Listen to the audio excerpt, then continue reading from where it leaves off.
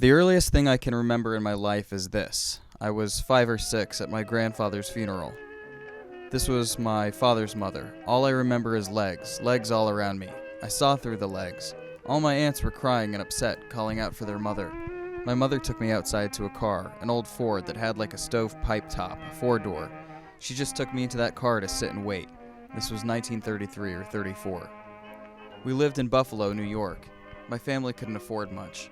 My dad worked on the WPA, one of Roosevelt's projects, and he got a little over $1 a day, $6 a week in 1935, 36, and 37. $6 a month winter rent, 1 week's pay. Money was very tight. I was born in 1928, and along came many siblings over the following years. Lily and Jean in 1929, Irene and Claire in 1930, Barbara in 36, Jimmy in 38, Bobby in 41, Judy in 45, and Tommy the last in 56. Nickels and pennies could buy a lot in them days. Didn't get to be until 1939 that men started making a little more money. A loaf of bread cost 2 cents. My mother would give me 4 cents, and I'd walk to a store 3 blocks away, a candy store. The paper cost 3 cents, and the man there would give me an extra penny which I'd use to buy Necco's candy. My mother used to give us cream cheese sandwiches or scrambled egg sandwiches, bologna sandwiches or bologna and onion, once in a while Limburger cheese. I usually got 2 sandwiches, so when I used to open my lunchbox with the Limburger, it really stunk. The whole room stunk. I just love Limburger cheese so much. The other thing I really loved was this. We used to go down to the bakery and get a 1.5-pound loaves of rye bread for 5 cents. Lots of times for breakfast, we would have rye bread and butter and coffee. I loved rye bread and butter. I grew up on rye bread and butter. We had wheatina and cream of wheat. My mother liked cream of wheat. My dad loved onions. He was always sautéing onions in a skillet. He would go buy a pork belly once in a while and then bring it home. It's pure white with very little red meat. He would slice it up, then cube it into tiny little cubes and fry that down, and when he was done there was like little bacon bits left. He would pour off the juice into a bowl or pan. He always did it in the wintertime. And he would set that out in the shed in the back because it was very cold at night, and it would solidify by morning, and we would use that for butter. The interesting thing about this is, you know how salty that is? Well, we would sprinkle it with salt. We loved it that way. I don't know why we did that, but we loved it with salt. Just bread and Chinese butter with salt sprinkled on top. We also ate a lot of potatoes. One of our favorite meals my mom made was hamburgers with mashed potatoes and gravy and some sort of vegetable. I loved mashed potatoes and gravy. I loved hamburger. Sometimes Mom would go buy a kielbasa about 10 inches long, like Eric Polish sausage. She would put that in a pot of water with barley, and she would boil that and make soup. We got all the bread we wanted with that, so I got used to eating bread and soup, sopping my bread in the soup. We didn't get much of the meat because it was expensive, 9 cents a pound for hamburger. Sometimes in the morning for a treat, Mom would give me 28 cents, and I'd walk 4 blocks to the bakery and buy a dozen donuts. Then I'd stop at the corner store and get a quart of milk, around 6 or 7 cents. I'd bring home the change. Being the eldest, I'd help out with most chores. I helped my mom wash clothes every Monday. My mother never would chase you down with a wash rag and cloth and make you get clean or get your clothes to wash. I would just wear a pair of pants for weeks until they were filthy dirty and then throw them in the wash. We had one of those stands that had rollers, and you put 2 tubs, one on each side. Clear water on one side, scrubby water on the other. She would scrub the clothes on the scrubbing board and stick them into the rollers, and I'd turn the rollers. I used to do the carrying. She boiled the water in the stove. We did not have a hot water heater. One time she asked me to lift the hot water and I spilled it on myself. I scalded myself and my skin turned red, and it was like that for a long time. No ointment, just let it heal. All we had for entertainment was a radio. People would visit each other. My mother and father made friends with neighbors who lived a half a block or so away. We would take the whole family over there and visit them. They had kids and we could run around with their kids, and they'd come to our place and play. Comic books came out in 1938 or 39. I was not allowed to read them. We used to get the Sunday paper every Sunday, and they had some comics in there. I remember reading Jiggs and Dick Tracy and all them, but there was no such thing as Superman or all of them. They were in the comic books. I begged my mother one time. We were in the store on Broadway. "Please buy me a comic book. I want a comic book." I was getting nasty, so she gave in. So she asked me, "Which one do you want?" And guess which one I picked out? Dick Tracy. So when I brought it home, my father says to my mother about me getting that comic book, "We get Dick Tracy in the Sunday comics every week. What does he need that comic for?" I didn't know anything about comic books. My buddies did. They liked Marvel and superheroes and all that. My father would take us all to church on Sunday. My mother usually would stay home with the baby or the little ones. One time we all went to church at St. Joachim's. It was maybe 5 blocks. Then we would go back at 4:30 for the 5 o'clock sermon, followed by a benediction. Those sermons were thunder and lightning, and scare the devil out of you, fire and brimstone. Afterwards, we'd go to one of our friends' house and they'd bake cake, chocolate cake, lots of cakes with buttercream frosting, and we'd have cake and coffee. There was one neighbor's house where they had 10 kids to our 5. They'd sit us kids around a huge round table. All of us would just sit there, and they'd put the cakes and the plates all around and pour us some coffee. Once in a while, they'd come to our place, but they had a bigger and nicer place than we did. Money was always hard to come by. I can remember the time my mother lost a $10 bill on Broadway.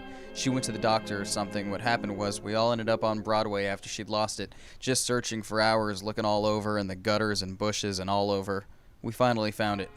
I'm pretty sure we found it. When I was a kid in East Buffalo, we lived on Swinburne Street, the last house near a dead end. After that street ended, there was a field and the railroad tracks. There was a playground with a cyclone fence around it that bordered our backyard.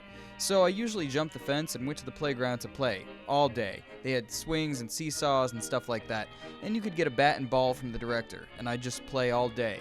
One time, I had to be around 8 years old. I jumped the fence. I was wearing corduroy pants. They were knickers. So I swung over and the belt loop on the bat caught on the top barb of the fence. I was left hanging there.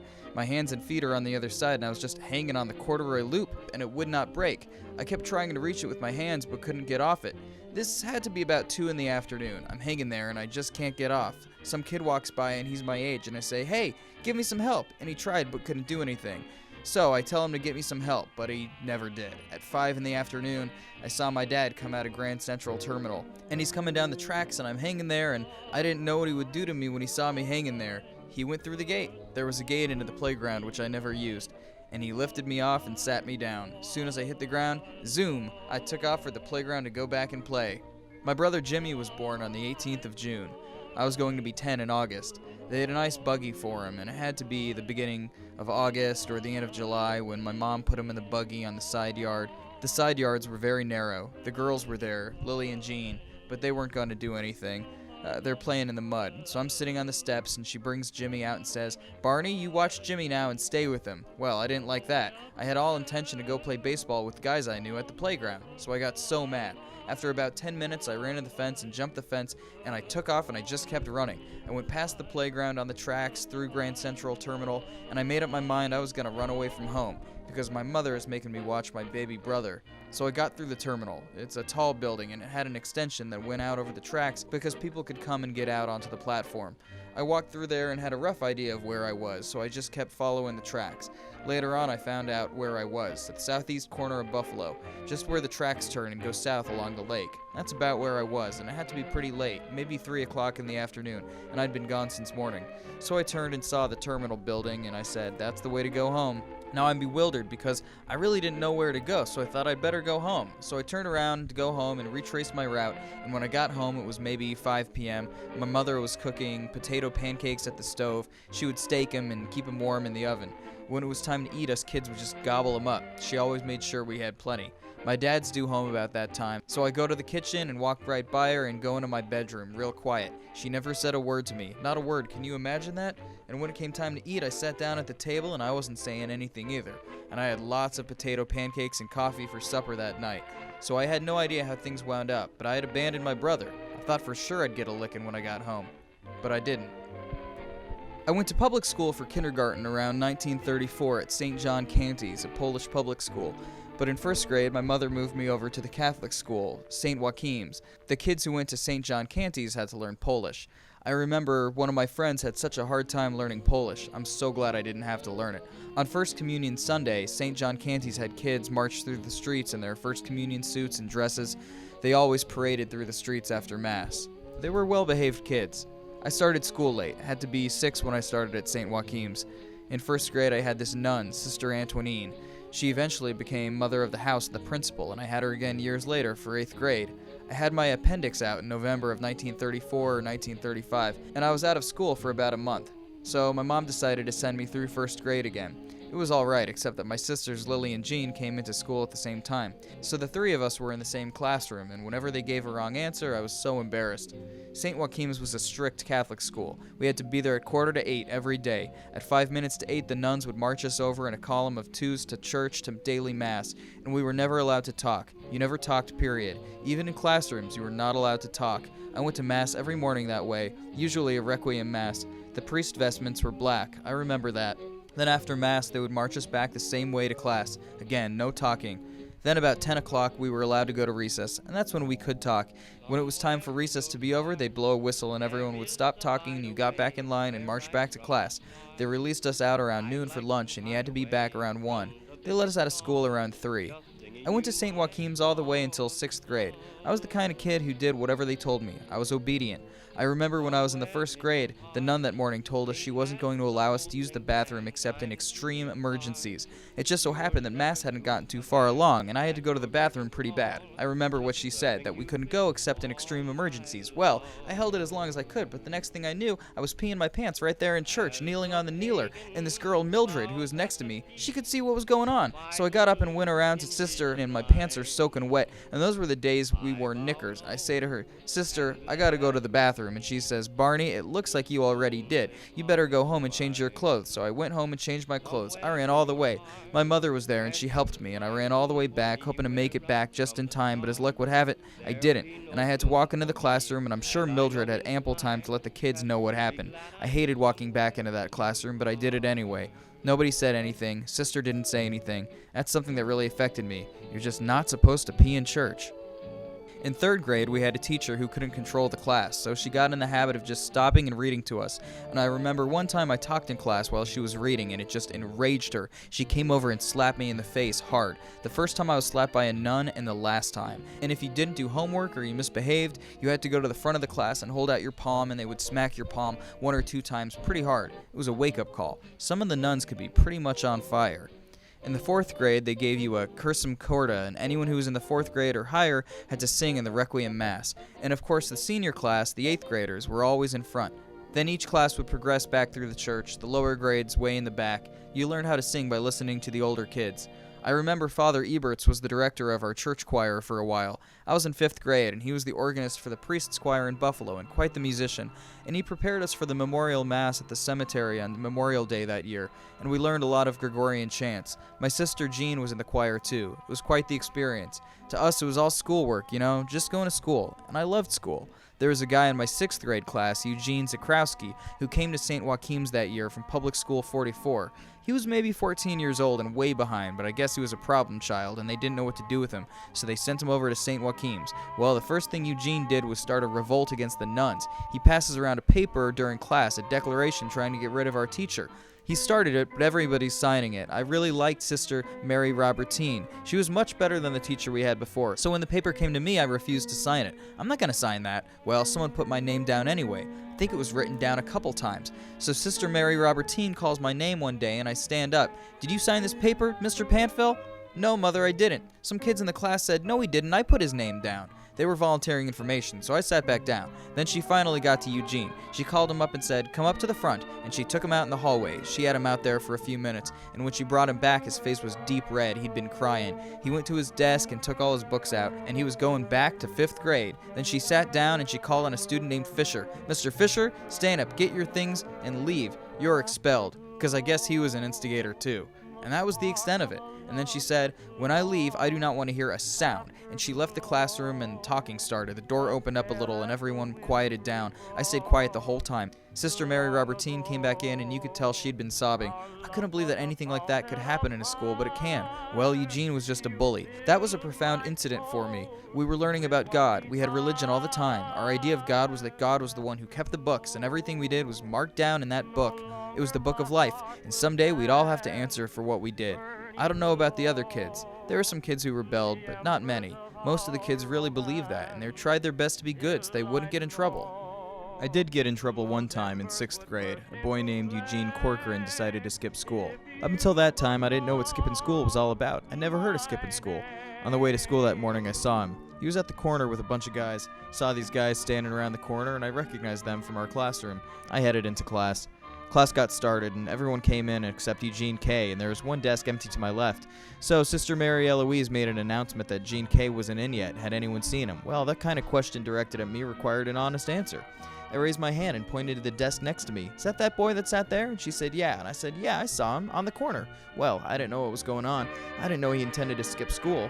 So anyway, we go to lunch, and on the way home, about 50 kids gather around, and 2 of the boys hold me down while 2 of the other boys beat me up.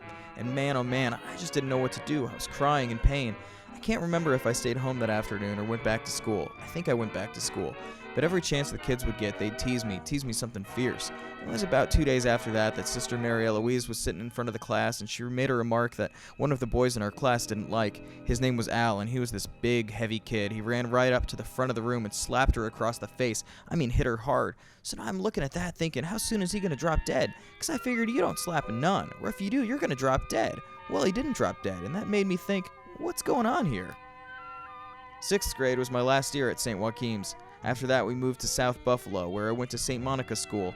In South Buffalo, we lived on Gorham Street, right next to Seneca Street. Being new in the neighborhood, all the kids teased you and picked fights with you and had a lot of fights going on. It was a totally different kind of neighborhood than when we were on the east side of Buffalo on Swinburne. The east side, the children loved to go to school, no one really bothered you, most of the kids were well behaved. But on the south side, you didn't walk after dark there. There was always a bunch of guys waiting to beat you up on the corners. In the new neighborhood, the kids were different. The parents were much poorer, and there was just a rougher life for the kids. They didn't have much, and that kind of affected the kind of children they were. They fought a lot. I wasn't very happy there, and most of the kids weren't either, but we got through those years. Then the war started in December of 1941. They put me to work cleaning windows in a building, which was getting ready to be a war factory. The factory built bombs for Britain, artillery shell casings. The government negotiated the contract with the factory, and if they wrote into the contract that you got paid for so many pieces per hour, after that you didn't make money, because the worker would get paid more than the company for higher production. So the company would instruct the supervisors to slow the lines down. A lot of contracts with the government were written that way. I don't know if they ever solved that problem. They had all kinds of shelves stacked up, just waiting to be processed. The last thing that happened in the factory was the shells would go through the paint shop. Well, at the paint shop, if people slowed down, it backed all the way up the line. Machine shop, welding shops, all the way down. They contributed a slowdown to that factory. Of course, that factory closed down after the war. I just loved to play baseball as a kid. I didn't have a mitt for the longest time. Then Uncle Jack came to town, and he had won a glove in a card game, which he gave to me. I used it because I was used to catching with my bare hand. I'd wait at the playground on Swinburne, and when someone would come along, I'd ask him to hit me some fly balls. I would go out and catch while he hit until he got tired. Then I'd wait for someone else to come along and do the same. Once in a while, enough guys came along that we'd choose sides and play 1, 2, 3 out. 1, 2, 3 out is how you learn to play baseball. One guy turns around and holds his hands over his eyes, then another would take the bat and point to people and say, what should he be? The guy would say left field or first base until you got everybody out in the field. Then the other guys left over were the batters. So you usually end up with 2 or 3 batters and the rest of the guys in the field. When one of the guys caught a fly, we'd swap places. I don't know why we called it 1, 2, 3 out. If a guy was good at batting, he'd bat all day. You can really learn baseball that way. There were always empty lots at the end of the streets, and we'd meet after dinner to play. This was all softball. I didn't get into hardball until much later. The young men, late teens and early 20s, used to play baseball on the playground behind our house on Swinburne, most nights around 6 p.m. All of us kids would go watch them play. After the game, they'd pitch to us, and we could hit the ball and play around with them before they went. I would go there while they were practicing and go in the field and chase flies or foul balls, and sometimes they'd hit and I would catch. Not every night, but at least 3 nights a week. One night, a guy came in from Cleveland or Erie, and they called him Shifty Gears because he could pitch with either hand. This guy was so good and so fast. When he stepped into the box, you didn't know what foot he was going to put in, but the motion was so quick, he stepped and threw the ball. It was either his right or his left hand. He just had his hands behind his back, and when he let that ball fly, it zoomed across the plate, dead center, and you were lucky to hit it. Now, there was no catcher, so it would hit the screen and someone would go pick it up and throw it back to him. Very seldom would a guy get a hold of the ball, and if he did, it would just bounce out in the field and they'd throw the guy out at first anyway. When I got to be 12 years old, I started playing municipal ball. You joined a team and they paid a franchise fee, and I played B-ball for 1 year. The next year I was playing AA. I used to run like a rabbit. They always put me in center field. If they hit the play to the left fielder, I was standing next to him when he caught it. Then if he hit the ball to the right fielder, same thing. One of the boys in my class at St. Monica's, Gene Kelly, encouraged me to go play at the boys' club. He put me in for pitcher, and soon I got to be known as a pretty good pitcher. I got to the point where everybody liked me because I was a decent player. I stopped playing ball when I was 14. Didn't play again until after seminary when I was 18. When I went back to playing ball, there was a guy at Dick Fisher's sports store on Main Street who scouted me. He called me in, and I took a streetcar to go see him. He wanted to send me to spring training, but before that, they wanted to have one of their coaches look me over. So he sent me to Olean for 3 days. The Olean team was the Dodgers farm team. The coach there looked me over. Now the thing is, I'm 145 pounds, 5'8". When I went down there, the coach told me if they sent me to Florida tryouts, I'd be competing to be an outfielder with kids from Louisiana who were 6'2", 180. He says you don't have a chance. I was playing the wrong position. I should have been playing the infield. When I came back, I told them I wanted to be shortstop. If I don't play shortstop, I'm going someplace else. He says, I already got a shortstop. I don't need a shortstop. So I turned right around and I went to another part of town. I heard St. Casimir's was looking for a shortstop, so I went and tried out for them. The guy said, you're playing this Sunday, so I did. I played shortstop after that, and I really found myself. When Phil Rizzuto tried out for the Dodgers, they told him the same thing. He went across town to the Yankee camp and they took him in. He was 145 pounds too when he was in their farm system. And when you go into the farm system, you're playing ball every day during good weather. When I played ball with the boys club when I was a kid, I played 12 games. Batting average is 600. They had it posted in the boys club. But it's ridiculous. You're not really playing a lot of baseball. So when I played Double A, you played more. Not only Sundays, but Thursday nights too. And the rest of the week was practice. I was on 2 teams and practiced with both teams. In fact, when I played Double-A ball with St. Casimir's, we played against Simon Pure's. They were a brewery, and they hired ex-ball players who were like professional ball players. They came home and worked in the brewery and then played ball all summer long and got paid for it. I used to practice with these guys. I got to know quite a few of them. They were really good ball players. Simon Pure's was the toughest team in Buffalo to beat, and St. Casimir's only beat them 1 time. We played baseball at Casanova Park. The first time we played Simon Pure's, we used our best pitcher. We called him Squirt. Squirt was a left-hander, and he had a drop that just would not quit. He was like a Whitey Ford, only he was a left-hander. He threw the ball and it went in towards his head, and then it dropped right in front of the plate. Most guys just stood and watched it come in and sometimes slanted. I played shortstop, had a guy standing on third base, and the ball was shot right into the hole. I picked it up and threw it at the catcher and threw the guy out before he got to home. The coach of Simon Pure's was also the shortstop, and he recognized what he saw, and I got pretty good comments from him. The Buffalo Evening News covered the mini-league. I got my name in there once, playing the brewery team. I was still in left field that game. A guy hit the ball to left field, and when it came off the bat, he loaded that ball and really curved it. It got by me, and I chased it all the way into the trees. He was headed towards third base. Just as he was turned towards third base, I threw the ball into the plate. If the third baseman had cut it off, we could have gotten him out. We would have won the game. I was so mad. Why did he cut the ball off? His mind just wasn't on the game. Because what he did was stand with his back to home plate. He doesn't know our catcher is waiting for the ball, and he sees me throw the ball. He stops and turns around and is like, oh no. If he was fast enough, we could have thrown him out. Next day in the Buffalo Evening News runs the headline, Simon Pure's Brewery beats New Boy Furniture as Panville misses the ball. In 8th grade, my teacher at St. Monica's, Sister Mary Gerald, convinced me to go to St. Columbine Seminary in Silver Creek, New York. There was a boy in South Buffalo, near where our church was, at Holy Family Parish, named Peter Cronin. Peter was going to the seminary on weekends in the summer to serve at the tables in the mess hall. Sister Mary Gerald was his aunt, so she hooked me up with him, and we spent our summer weekends at the mess hall, serving at the tables during men's retreats, and we attended Mass together. And Peter and Sister Mary made me think that the seminary was the right choice for me. So in September of 1942, when I was 14, I went off to seminary. My parents didn't have to pay tuition. They only had to pay $100, flat fee. I remember how hard it was for my father to come up with that $100. I stuck with the seminary until I was 18 and graduated in June of 1946, but I realized I wouldn't make a very good priest, and it was starting to drag on me. When I decided not to stay in seminary and told my mother, of course she cried. When I told Father Henry, the only remark he made was, I knew you wouldn't make it. You didn't pray enough. And Father Marvin Cubage asked, well, who's the girl? I told him there was no girl. I just thought I wouldn't make a very good priest, and that's why I decided against it. I fell out with the church after seminary and didn't go again until I was wounded in Korea. Now, I'd had enough education to cover my first year of college, and Father Henry said to me, if you want to go to medical school, Barney, I'll help you get in, and I'll pay your way all the way through medical school. I said, honestly, I really don't think I'm going to be able to do that. Of course, I was worried about not being there for my family. My mom and dad at that time already had 8 or 9 of us kids still living on Gorham Street in South Buffalo. They were having a rough time making ends meet with my dad sick, so I figured my place was at home. I'd go to work and help my mom and dad instead of being away at school. So I went to work on the railroad a few months later in the fall of 1946. I had 2 jobs in downtown Buffalo, but they didn't pay much. I found out about railroad work, so I got a job on the railroad and started making good money. I made good money doing that for the next 4 years or so. When you work on the railroad all day, you're just dog tired. 'Cause, that's hard work. But I got to play baseball again, so it wasn't too bad. It was just life. So I'd work the railroad, get my paycheck, cash it, and bring it home to my mother. And I got myself a 1937 Plymouth to drive so I could get to work. And I'd ask my mother for a couple of dollars for gas and a couple of dollars to go out on Friday nights. I'd go to Frank and Jean's, the tavern I played baseball for. Me and my buddy Bob Seagrave would go down to that tavern and eat fish fry and roast beef sandwiches and drink a few beers. And we loved to play pinball. We'd hit different pinball machines at different taverns, drinking and playing, talking to girls. I guess we were sowing our wild oats. I thought I was on top of the world in those days. I had a good job, making good money, taking care of my family, playing all the baseball I wanted. My God, I played baseball 4 or 5 times a week. I was really happy, and things stayed that way until I was drafted for Korea. While I was in seminary school, they registered me for the draft as a divinity student.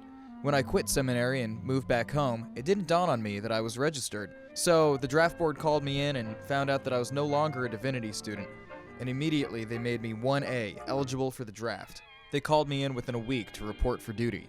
I was 22. They probably thought I was trying to avoid the draft now that I think about it. It was real quick. Pack your suitcase, get ready, and then sent to Fort Dix, New Jersey in a matter of 2 weeks. I was stationed there for basic training and testing. My IQ was between 100 and 115, so I was sent to infantry division in basic training for 14 weeks. I had a direct aversion to being in the Army. I just had an aversion to it. I couldn't play it being soldier. I thought they were really playing all that routine stuff. I didn't go for it. Towards the end of basic, we got a new captain. He was an airborne captain from the paratroopers, and he believed in physical exercise. We used to run 5 miles before breakfast every morning. He took us on these long hikes, 50-mile hikes. I realized these guys are serious. I graduated from basic, and they put the notice on the board that I was slated to go to Korea right away. I was given a week off to go home. Then I was told to report to the Grand Central Station in Buffalo. I was on the train for about a week, and it took us all the way across the country to near San Francisco, Pittsburgh, California. There's a Camp Stoneman there, and I was there about a week, and then they assigned me a spot on a ship headed for Korea. In the meantime, I was my mother's sole support. I got a letter from her while I was in California. In training, you don't have much time. I think I only wrote to her once when I was in the Army. Mom had written that Dad had had some heart attacks, and she wondered where I was. She didn't know for sure, just that I was in the Army. There were 8 kids at home then. This was November 1950. I was a buck private before basic training. I got $70 a month, and after basic, I was a private Class E2. I got $75, and I was sending most of it home. I would keep $5 and just send the rest. So I was trying to get a Class Q allotment. Class Q allotment is when the Army recognizes that you have a hardship at home, and you get a little extra, like 20%, something like that. You didn't need a lot of money to get along then. I don't know how my mother got along. I know she tried her best to get work. Anyway, I was in Camp Stoneman, getting ready to board ship. This was known as the Repo Depot. We had company fronts every morning, sometimes in the afternoon, and if we missed any of them, we could miss assignments. I asked for permission to go to the Red Cross because I wanted to get the Class Q allotment. When I got to the Red Cross office, there was a long line, maybe 150 guys, and I went early in the morning. It took almost until 3 p.m. to get into the building. The closer I got, the more I could hear. These guys are going up there and saying, "Oh, I don't want to go to Korea. I don't want to go to Korea. Can't you get me out?" The Red Cross guy is going, "Yes, we'll see what we can do." The way he was talking, I'm thinking, I wasted a whole day coming here. It was just terrible. So I just stood up and left and went back to the barracks, and my buddy there told me I missed company front. Turns out they were calling for guys for radio school, and my name had been called, but I'd missed it, waiting for the Red Cross. I was pretty mad. Shortly after that, I was assigned a ship. They cut my orders to get on the boat, and I was the first one on. It takes 2 weeks to get to Japan, and I spent a lot of that time just reading. I would go to the center of the boat, to the highest spot, because the boat rocks, and that was the least amount of motion in the middle. The first day out, everybody got sick. There were maybe 50 of us on the boat by the next morning who were not seasick, so they were trying to clean up the boat and looking for guys who weren't sick so they could put them to work cleaning up. So I went down into my bunk on the lower deck and I laid down there watching everybody around me just throwing up. The stench was horrible. So a sailor came down there going, "Hey, are you guys all sick down here?" And I turned over and moaned like, "Oh," pretending like I was sick. Well, he left, and right after that, the boat was lunging, just like on a big seesaw. And there was a guy who was trying to make to the bucket to throw up. He didn't make it, and the boat lurched, and he just vomited straight across the room into the bucket. I turned over on my cot and thought, this has got to stop. This is horrible. I was thinking, how am I going to sneak into the chow line tonight and get some food? I didn't realize that there weren't too many people going. So I skipped supper that night. When I got up the next day, most everybody was recovering and swapping the deck, so I worked my way into the breakfast hall and had breakfast. I usually had eggs if I could get them. You never had whole eggs. You always had scrambled eggs and some bread and some coffee. So that's how I got across the Pacific. I don't know how this happened, but they came in through Tokyo Bay and we ended up at Yokohama somehow. That's when we got off the boat. Then they put us on a train for about half an hour. And all the kids, these Japanese kids, they're all waving hi. All the kids are moving their hands up and down, which is how they say hello. Some guys are throwing candy, which they were told not to do because the kids come too close to the train. Anyway, we ended up in an area for reprocessing. They reprocessed us to look for certain people. and wanted someone for radio school. And then the Red Cross came and saw me and said that we got notice that your mother contacted the Red Cross. We wanted to let you know that your father had a couple heart attacks. I had to go to their office to get this information. When I got back, a guy said he missed roll call, so I might have wound up in Japan going to school, but it turns out I didn't. The very next day, I was on a boat for Inchan. I was the first one on the boat. There were 20 of us. We were told we were going to be on kitchen patrol for the whole trip. While I was down there, we were helping the cooks, getting the food out in the pans. It was mostly just washing dishes and pans, but I learned a lot in that galley. I was watching the cook prepare scrambled eggs, and the sea was a little rough, and he upchucked right into the eggs and just kept folding it right into the eggs. I made up my mind right then and there to never eat scrambled eggs again on a boat. I'm only going to eat what's solid and what I can see. Anyway, we landed in Inchan.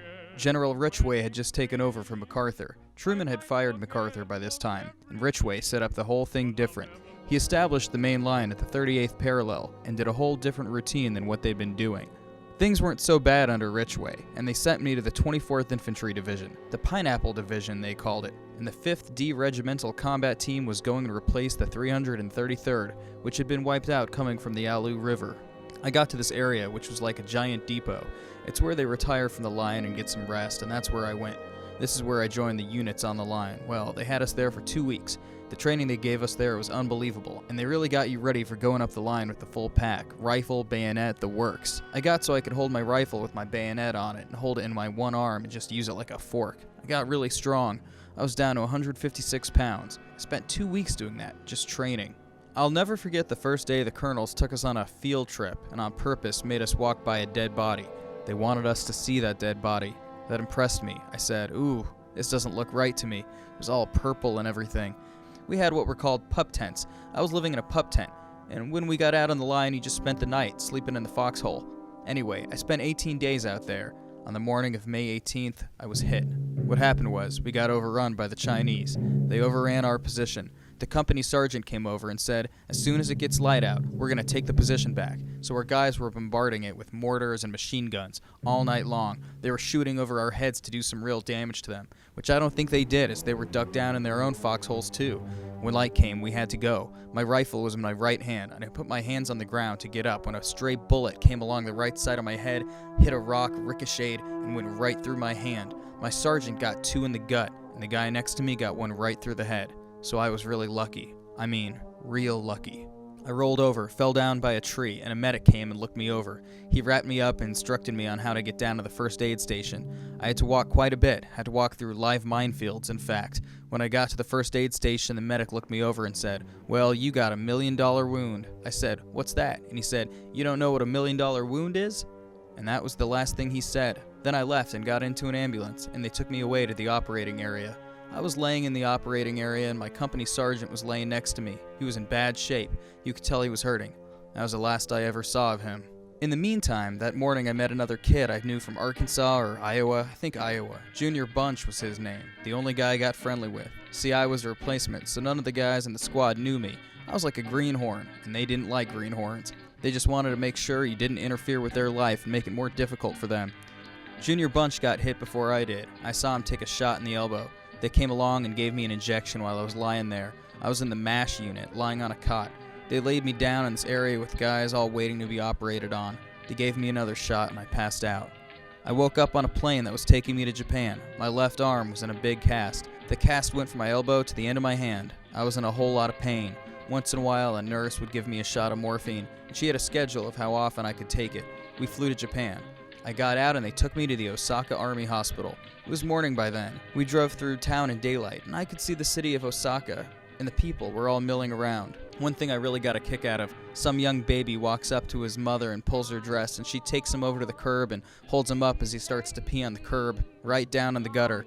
I thought to myself, well, that's strange. It reminded me of my childhood in East Buffalo. I stayed in the Osaka Army Hospital for about 2 weeks. They had our names on clipboards, and over at the nurses' station, the clipboards would be in one of 2 places, one going to the United States and the other back to Korea. Mine was going back to Korea for the moment. Junior Bunch comes over and says his was going back to the state side, and I'm still on the Korea side. A day later, he comes over and says, guess what? They moved your clipboard to the state side. They took me in that day and broke my cast and knocked me out. The surgeon told me later what had happened. They had made a mistake with the first cast because my hand would take at least a year to be of any use for me to work, so that's why they moved the clipboard to go back to the States. They had to break all my fingers again to reset the cast. They brought me my Purple Heart while I was in Osaka. It was either a captain or a lieutenant came to my bed. He brought it to all of us who were getting it that day. I got the Purple Heart for the Wounded in Action thing, and the paperwork. There's always paperwork. I still have those papers. As a matter of fact, it was right after I got the Purple Heart that another Red Cross guy comes. You were told to write your mother. I show him my cast, and he says, that doesn't matter. You're still going to write her a letter. And he brought this cute little Japanese girl in, and she sat down next to the bed, and he said, okay, now you dictate the letter, and she's going to write it down for you and send it home. So I says, okay, and I finally wrote my mother a letter after all that time. From Osaka, they flew me to Guam, and then to Hawaii for 2 weeks. They flew me back to San Francisco to Triplet Army Hospital. Then they flew me to Austin, Texas, and I got on another plane there. They flew me to Boston, drove me to Walter Reed Army Hospital in Maryland, and that's where I stayed for a bit as they were working on my hand. By the time they decided to take out all the wires, my hand was stiff and useless and needed a lot of work. I finally ended up in Waltham, Massachusetts at the Murphy Army Hospital. The hospital was full of soldiers. There's one guy in the corner who looked to be about 18 years old. We asked this guy in the corner why he was there, and he said he had been there since they drafted him in St. Louis because they couldn't find a pair of shoes to fit him. He was a size 15 and a half, so they just stuck him in the hospital. He's waiting for a pair of shoes so he can get out of the hospital and go fight on the war. I actually don't know what happened to him. At night in the hospital, the nurse would walk down to the end of the hall and say, "Good night, boys," and then she'd walk back and she'd turn the lights out. She had a little skirt, just her white nurse uniform on, and as she's walking toward the light, boy, did you get a vision, right through that skirt. So she'd stand there for a minute, right under the light, just teasing us, and then she'd turn it off and she'd go to the next one. It was so funny. Everybody leaning in to see her. I just remembered that. We had a lot of fun. We played a lot of cards. I was getting a penicillin shot about every 3 hours. You know, you'd be playing cards and the nurse would walk up to you and slap your arm and jab you. You didn't even look at her. Every morning I'd go to physical therapy, and this nurse would take my fingers and start pressing on them to straighten them. I had little control over my fingers. She was breaking the joints every day a little bit more, and it hurt. I'd say, "No, please don't do that, don't do that." It took about 4 months to get them straightened. My colonel in charge, Colonel Muster Nanny, put me on office duty, where I'd exercise my fingers just a little now and then to open up my hand. So I became a one-finger typist that way, and it worked pretty okay. I was still an E2 private. I never got paid, as the paperwork never caught up with me. So I went to the Red Cross office for a job and said that I'd never gotten my back pay. They gave me this whole application to fill out and said to come back at 3 p.m. and they'll have a check for me. And when the lady handed me the envelope, she said, "If you need more, you just come back and see us next month." So I opened the envelope to look at the check. It was for $2.50. I thought, oh my god, it was gone in no time. I went to the canteen and ate it up. By late summer of that year, I had no more money. I met a guy from New York City while I was in the hospital, this Jewish fella named Nat who took care of me. He had a pretty bad wound in his arm. We became friends. He'd say, "Come on, let's go to the canteen, Barney. I'll get you what you want." He'd take me to a show and buy me things I needed like toothpaste, shaving cream, that kind of thing. He advised me to go to the guy who runs the projector in the movie house at the hospital to see if he'd give me a part-time job. So I did, and I got a job as an assistant projectionist 3 nights a week. I got $6 a week that way. My back pay finally caught up with me in September. Then I had lots of money. I sent about all of it home and kept about $50. By December, I was still working as a projectionist to make money, and Nat was supporting me too.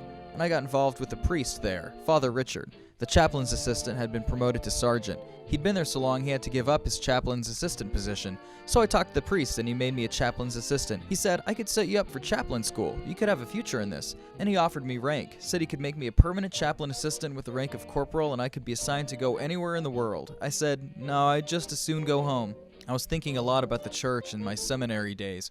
Before I went into the army and shortly after seminary, I'd stopped going to church. I was very disillusioned with the church and I didn't go for 2 years.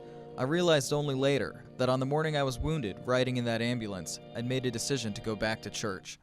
So I was a chaplain's assistant to the colonel and the Protestant priest. One day I was telling Father Richard about my mom and what I was doing. I forget how it happened. He may have contacted her. Sometime that December, the chaplain told me that I'd better go home, that my mother probably needed me. It turned out that my father still wasn't working, and Father Richard said, "You gotta go back and help her." So he told the major or the colonel about it, and he granted me a hardship discharge. I packed my stuff in a duffel bag, no suitcase in those days, and I took a bus home. My family was very happy to see me. Around when I moved back to Buffalo, my family was still living over on Boone Street. I went back to working for the railroad and back to playing baseball. Sometimes I'd go out to the farms, picking beans with my sisters for work. There was this girl named Mary Prusak who was also going to the farms and picking beans. Never got to meet her on the farms, but my sister did. They somehow traded the names of their brothers and stuff like that. So I knew about this girl, Mary, but I didn't meet her until New Year's Eve. It was New Year's Eve, the last day of 1951, that I went to the Big Apple in Buffalo, which is a club where they had a band and a dance floor. You could get drinks and stuff. I went there with my sister Claire because her husband Iggy was overseas in the army, and my sister Lil and her husband Jean Zitska joined us. We were sitting there, and who comes across the way but little Mary Prusak? She comes over a little after midnight. Everyone is hugging and kissing. She comes right over and plants me a kiss. She just had this beautiful baby face. She sat right on my lap and said, "You must be Barney." And I said, "Yeah, that's me," and laughed. We danced a while, and I asked her for a date, and that's how it all started. Well, my buddy Bob Seagrave and I had made a pact. We wanted to play baseball. That's all we wanted to do. So to make sure we didn't have to worry about other things, we made a pact not to ever get married. We got to thinking, how are we going to do that? Because every time you turn around, you're meeting a girl. You want to go on a date. So we made a decision to never call a girl back a second time. Call a girl, make a date, and then never call them back after that first date. So that's what happened at first. Mary and I went out, I don't remember where, but we went somewhere, and then I didn't call her back. But guess what? She called me back, because I told her that if she ever needed a ride to just call me. So she did, and I was pretty much stuck with her after that. It was 1952, in Buffalo. I had a 1941 Pontiac. It drove well, but it was old. No good tires, no rubber because of the war. I was driving them bald, but I did have a spare in the trunk. So I went to pick up Mary for a date. I asked her where she wanted to go and got my usual answer back, "I don't care." So we went for a ride. About halfway between Blaisdell and Hamburg, I got a flat tire, so I put the spare on, and it started snowing. Well, we figured we can't get 2 flat tires in one night, so let's just go. So we got near Boston Hills. You can drive up Zimmer Road and get a good view of Buffalo up there, lights and all. So we're driving along the road, and all of a sudden, yep, another flat tire. And it was snowing pretty hard by now, blanket on the street. I realized we were about 5 miles from Hamburg, and I can walk down a hill. I said to Mary, "Hey, can you wait here? I'll go get some help." She said, "Yeah, okay, just hurry up." Well, I locked her up in the car and ran all the way. I ran 5 miles downhill in the snow. As soon as I got into Hamburg, I turned the corner and crossed the freeway, went into the first tavern and hit the phone. I'm dialing the number, and I got hold of my Uncle Harry, and I says, "Is Eugene home?" "No, he's out." "Okay." So I hung it up and turned my head and scanned the bar, and there's Mike, my mom's brother-in-law, Frankie, Mary's brother, and Stosh, her other brother. And they're just sitting there drinking beers. They call me over and say, "Hey, Barney, we thought you were out with Mary." "Yeah, I was." "Well, where is she?" "She's in the car up on Zimmerman Road." "You mean she's in the car up on Zimmerman Road and it's snowing, so why are you here?" "I had 2 flat tires in a row." "All right, well, come on, sit down, have a beer." So somebody bought a round of beers, and I got the glass in front of me and chugged it down and said, "Okay, so are you guys ready to go help?" And they're sipping the beers and putting them down, and finally, after about 15 minutes, they got the glasses empty.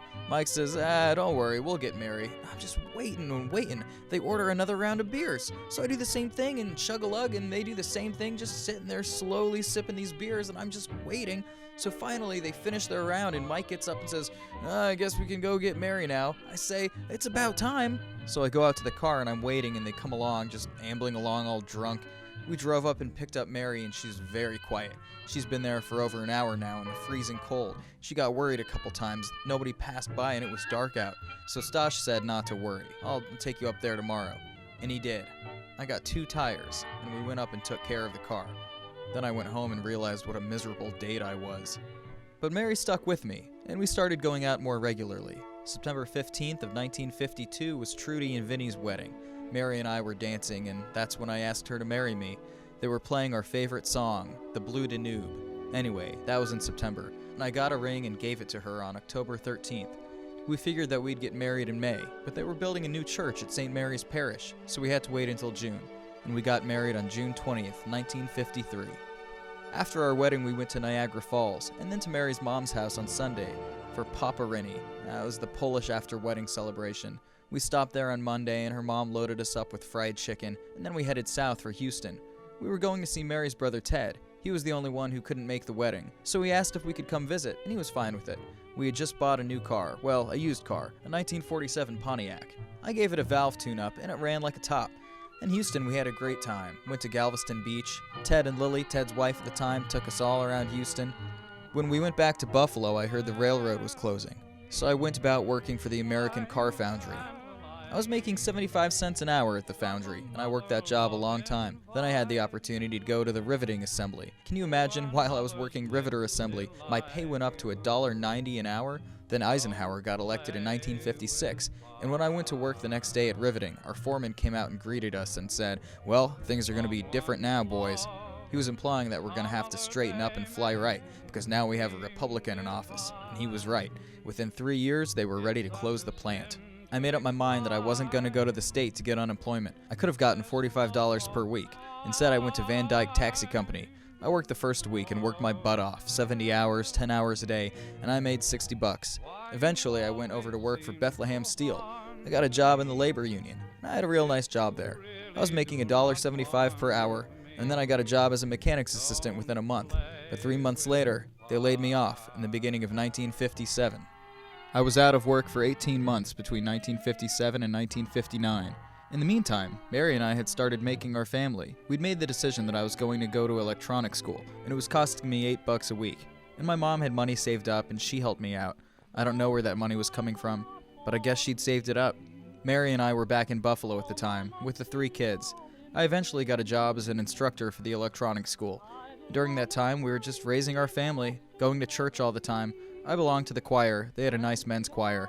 Mary's brother Stosh was in the choir too. We sang in Latin and did all the harmonies. After we lived on Electric Avenue in Lackawanna for 2 years, then in South Buffalo on Ladner. We lived there for a couple of years, and then we bought a house in West Seneca. That's probably the place that Barney and Rayla remember best. We stayed there until 1961. In 1961, we moved to Peoria.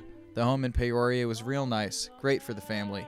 From there, we moved to Davenport, Iowa, and I helped to open the Rock Island Electronics School with Mr. Schultz. Then at the end of 1965, Mr. Schultz decided he was going to retire, and then we moved to Michigan City, Indiana. We lived on Elston Street. We rented a home there for a year before buying a house. I worked at the electrical engineering plant. I joined the choir and belonged to the pastoral council at St. Mary's in Michigan City. With every church in my life, I joined the choir. Mary got more involved in the church too over the years. Eventually, I was able to retire, and we moved from Michigan City to Desert Hot Springs, California. Around 1992, we joined St. Elizabeth's. It was 93 or 94 that Father Ed McGinnis became our pastor, and as far as I was concerned, we'd found our home then in that pastor. He understood what life was all about, what life in the church meant, and he even convinced us to go to a convention in Anaheim. It's a funny thing how I fell out with the church after I got out of seminary. See, in the seminary we learned that our relationship with God was vertical. Everything was between God and me and God. It was impersonal, very impersonal. We were taught to suppress our feelings in the seminary, not to share them. I went to church every Sunday. All we had to do was our duty, obey the commandments, things like that, follow the rules. Our relationship to other people wasn't very meaningful. After I went back to church, and even when Mary and I got married and had kids, that's the kind of relationship we had with God. Everything was between me and God, kept private, and I'm sure it was the same for Mary. We didn't see our relationship with our children or other people. I was the kind of person, if I could be the last one at church and the first to leave, that's all I had to do. I didn't get involved with other people and their business. And then I went to the Life and Spirit seminar and I started joining a prayer group. I started to get a little bit of an idea how that worked, but I still didn't see how my relationship with other people had anything to do with my spirituality. And then after marriage encounter with Mary, there was a big change. It opened my eyes completely. I felt the need to be involved in the church, and the people of the church, and the giving of myself. For instance, I never saw my experience in the choir as being a ministry, and then I saw that experience as all being connected to my faith, and my relationships with other people were too. I got involved in the parish council. It was then that I saw the real need for going on seminars and retreats. Eventually, after a number of years, Mary and I joined the Gary Diocese Family Life Commission. We were just part of a large committee. That was quite an experience. When we joined St. Elizabeth's Church in Desert Hot Springs, I got involved right away with the choir. I became more involved with the ministry. My relationship with my faith had changed. It had changed so much from when I was a little boy in Buffalo to the old man that I was now, living in California. Instead of holding back my feelings like I used to, I feel more free to share them now, and to share my experiences, like with you. My relationship with faith, as I see it now, is more open, more real, seeing God through our relationship with people, with our family. God wasn't something outside looking in. God was within us, and I think God is always within us.